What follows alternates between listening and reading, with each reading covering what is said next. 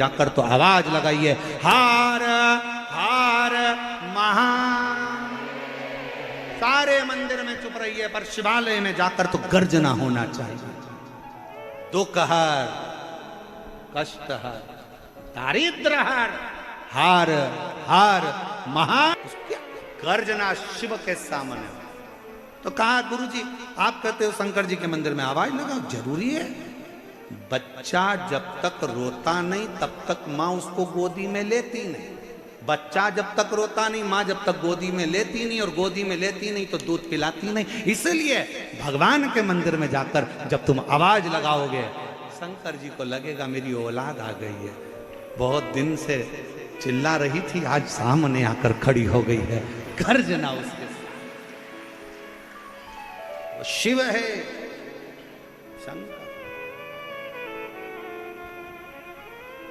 सब दूर चुप रहिए, पर शंकर के मंदिर में तो जाकर आवाज अलख जगाओ, नगाड़ा बजाओ, डमरू बजाओ, और अगर कुछ भी नहीं कर सकते तो 3 बार ताली बजाओ, और वो भी नहीं कर सकते तो बम बम बोले, हार हार गर्जना शिव के मंदिर में होना चाहिए। क्यों डरे किसी से? छत्रपति वीर शिवाजी महाराज की मां जीजाबाई ने तो कह दिया था छत्रपति वीर शिवाजी से कि सुन बेटा शिवा, युद्ध के मैदान में भी जाना तो बिना गर्जना के मत जाना। इसलिए वीर शिवाजी, छत्रपति वीर शिवाजी जब युद्ध के मैदान में जाते थे तो पहली गर्जना लगाते थे, हर हर। पहली गर्जना। क्यों डरे? गर्जना के साथ चलिए। और महाराज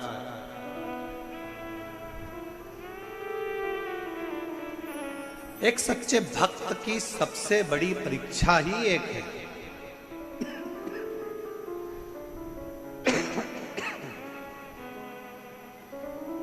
एक सच्चे भक्त की सबसे बड़ी परीक्षा है, दीदार ना हो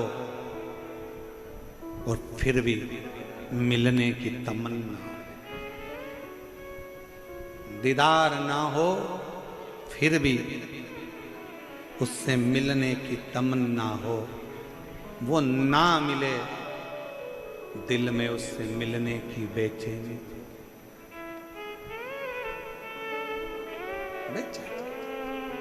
ऐसे कई शिव भक्त हैं जो पंडाल में भी नहीं पहुंच पाते, देख भी नहीं पाते, मिल भी नहीं पाते। हमारा तो जाने तो हम तो मिले ना मिले, दर्शन हो ना हो, पर वो पंडाल तक भी नहीं पहुंच पाते।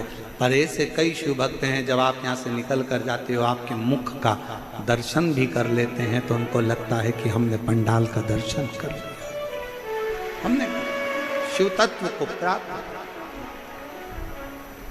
और मेरे भोले तेरा सहारा है, मेरे भोले तेरा सहारा है, मेरी नैया का तू किनारा है, मेरी नैया का तू किनारा है।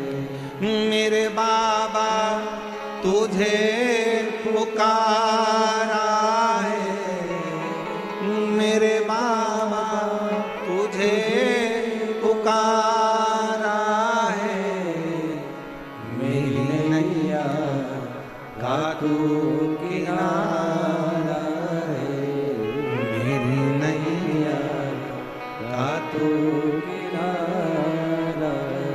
उसके आश्रित तो हो जाओ। चंचुला तू और शंकर के मंदिर में, शिवालय में, कैलाश पर चुप बैठी है, ये कहां की रीति है? शिव का भक्त गर्जना करता है, गर्जना। नंदी का दर्शन किस किस ने करा है शंकर जी के मंदिर में?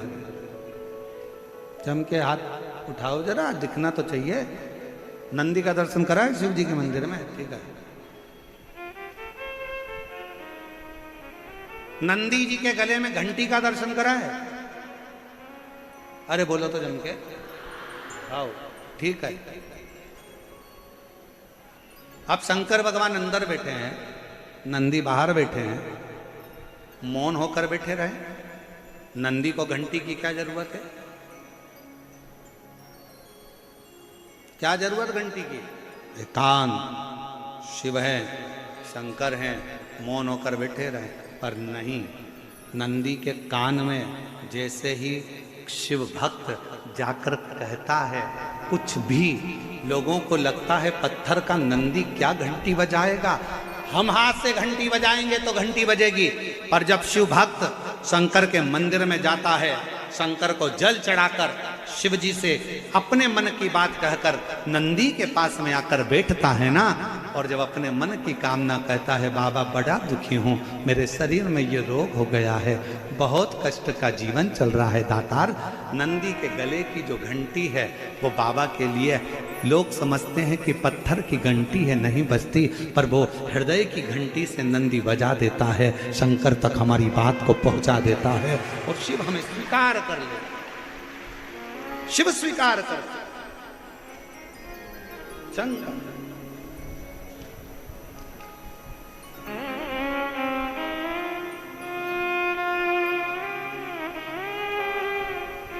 भगवान शंकर उसको स्वीकार कर रहे थे।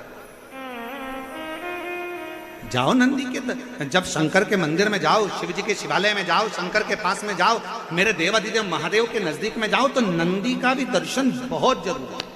अगर नंदी का दर्शन हो गया तो बहुत अच्छी बात है।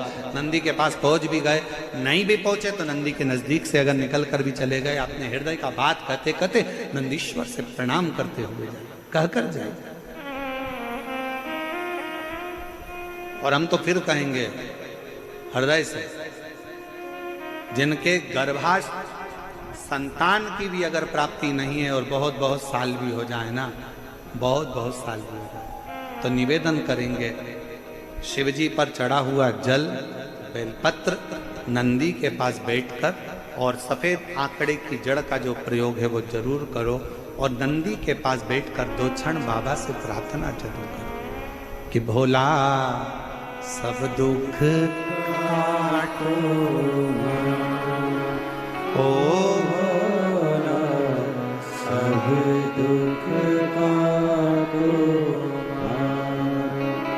शिव शंकर जप तेरी माला, भोले बाबा जप तेरी माला, ओ भोला सब दुख काटो हमारा। थोड़ी देर नंदी के पास बैठ गए, उससे उच्चारण करा श्री शिवाय नमस्तु, श्री शिवाय नमस्तु, श्री शिवाय नमस्तु, श्री शिवाय नमस्तु, श्री शिवाय नमस्तु, श्री शिवाय नमस्तु। उससे कह सकते,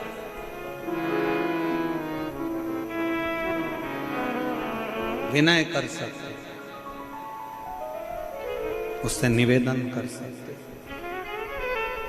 और मेरी जीजियों, शंकर भगवान तो मौन थे, चंचुला देवी को देखकर पार्वती ने कहा पुकार, क्या चाहती है?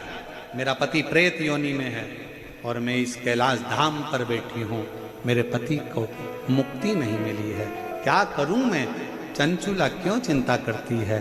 एक काम कर, तू जा किसी अच्छे वक्ता को ढूंढ जो शंकर का गुणगान कर दे, शिव का गुणगान, शिव का स्मरण जो कर दे, शंकर का गुणगान जो कर दे। जा। चंचुला देवी किसके पास जाए? चंचुला को लगा कि कथा तो केवल अगर कोई सुना सकता है तो वो देव अधिदेव महादेव की कथा कौन से सुनूं? तो चंचुला के मन में आया, एक काम करती हूँ, देव ऋषि नारद दिन भर श्रीमन नारायण श्रीमन नारायण श्रीमन नारायण श्रीमन नारायण बोलते हैं, मैं उनके पास चली जाती हूँ, उनके पास।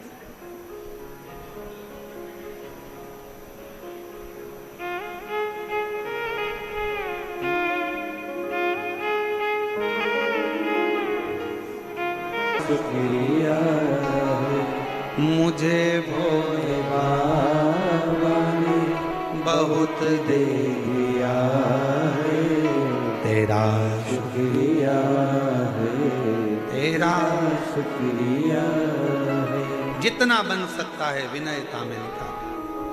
चंचुला जाओ। चंचुला देवी पहुंची देवऋषि नारद जी के पास। नारद जी तो बैठे हुए वीणा लेकर भजन कर रहे थे, श्रीमन नारायण श्रीमन श्रीमन बोल और नारायण श्रीमन नारायण नारायण श्रीमन नारायण। नारद जी लगे थे भजन में, स्मरण में डूबे हुए, नाम कीर्तन में डूबे हुए। चंचुला देवी ने हाथ जोड़कर प्रार्थना करी, प्रणाम करा, देवऋषि नारद मैं आपको नमन करती हूँ। नारद जी ने कहा तुम कौन? उस बिंदुक की धर्म पत्नी जो प्रेत योनि में पड़ा हुआ है, जिसकी मुक्ति नहीं हुई, जिसका मोक्ष नहीं हुआ, तुम उसकी धर्म पत्नी और मेरे सम्मुख में खड़ी हो, तुम जानती हो मैं कौन हूं?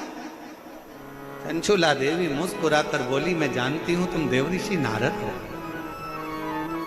देवऋषि मैं अच्छे से जानती हूं ऋषिवर आप ही हो जो मुझे भगवान की कथा सुना सकते हो। नारद जी मुस्कुराकर बोले मैं क्या कथा सुनाऊं, मुझे तो खुद श्राप लगा है कि एक जगह पे नहीं बैठ सकता। चंचुला देवी ने पूछा कि तुम्हें श्राप लगा एक जगह पे नहीं बैठ सकते? नहीं, ऐसे कई लोग होते हैं संसार में जिनको श्राप लगा होता है, वो कथा में बेचारे बैठ ही नहीं पाते।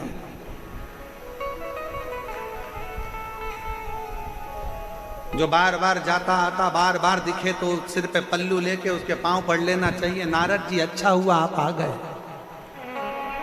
हमने आपका दर्शन कथा में तो कर लिया। पहचानना भारी, मुझे श्राप लगाए और तुम कहती मैं कथा को। किसका श्राप है? तो कहा दक्ष प्रजापति का श्राप है। ओ हो शंकर जी के ससुर ने तुमको श्राप दिया हो।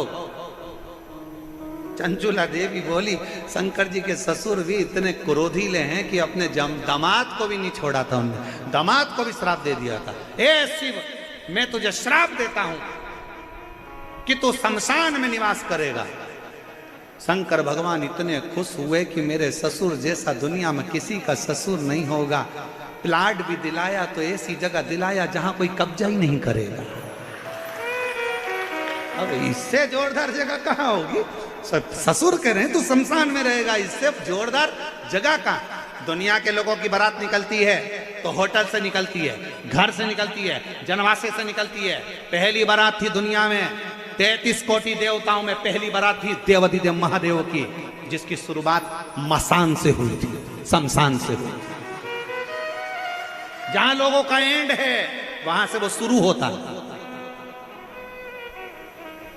और बारात भी कब निकली थी? मुहूर्त निकल चुका था, जिस दिन का मुहूर्त था निकल गया। देवताओं ने कहा ब्रह्मा जी ने तुम्हारी शादी है आज, तैयार होके चलो। शंकर भगवान बोले अभी मेरा मुहूर्त नहीं निकला, मैं नहीं जाऊंगा शादी में। दूसरा दिन हो गया, तीसरा दिन हो गया, कहते 1 साल निकल गया, शंकर जी बारात लेके ही नहीं जा रहे। क्यों? हमारी मर्जी, जब हमारा मुहूर्त होगा तब जाएंगे। थोड़ी देर बाद शंकर जी ने देखा सामने से अर्थी आ रही थी, लोग चिल्ला रहे थे राम नाम। अरे अच्छे से तो बोलो, अपन जाएंगे जब दूसरे चिल्लाएंगे, अपन आज ही चिल्ला राम नाम। अब जैसे ही लोग चिल्लाए राम नाम सत्य है, शंकर भगवान ने जड़ा जूड़ बांधना प्रारंभ कर दिया। ब्रह्मा जी ने पूछा क्यों मुहूर्त हो गया क्या? शंकर जी बोले सामने से अर्थी आ गई, मेरा पाउडर का डब्बा आ गया। जलेगा, भस्म बनेगी, चढ़ेगी, सुंदर दिखूंगा, चलूंगा। जिस दिन भगवान की बारात निकली थी सामने से अर्थी का दर्शन हुआ था। शिव पुराण कहती है स्वप्न में भी अर्थी दिखे और कोई अच्छा काम करने जा रहे हो तो सामने से अर्थी आती दिख जाए, समझ लेना कि तुम्हारा कार्य सफल हो गया, कार्य सफल हो गया।